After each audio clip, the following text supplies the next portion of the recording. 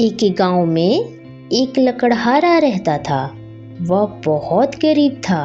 वह जंगल से लकड़ियां काट कर लाता और उसी को बाजार में बेचकर किसी तरह अपना गुजारा करता था। हर रोज की तरह उस दिन भी लकड़हारा जंगल में लकड़ियां काट रहा था। जिस पेड़ से वो लकड़ी काट रहा था वह एक नदी के किनारे था।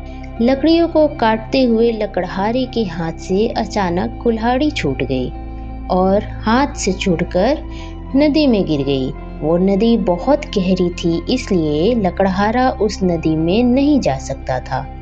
लेकिन कुल्हाड़ी नदी में गिर जाने के कारण वह बहुत दुखी था और वह उसी नदी के किनारे बैठकर रो रहा था। तभी नदी में से एक देवदूत बाहर आए।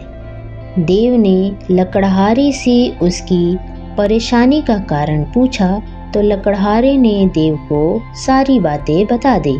लकड़हारे की बात सुनकर देवदूत नदी के अंदर चले गए। कुछ देर के बाद जब वो वापस आए तब उनके हाथ में एक सोने की कुल्हाड़ी थी।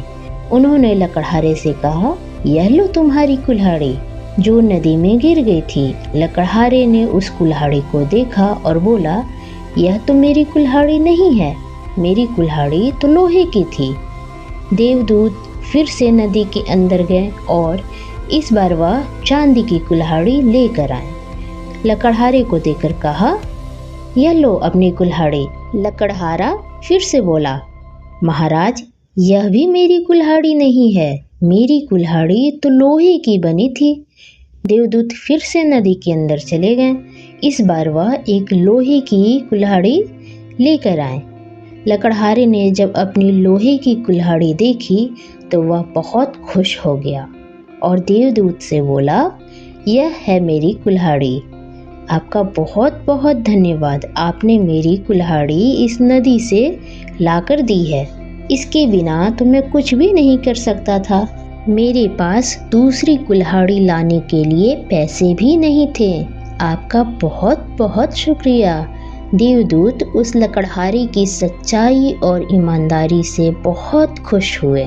उन्होंने लोहे की कुल्हाड़ी के साथ साथ सोने और चांदी की कुल्हाड़ी भी लकड़हारे को दे दी।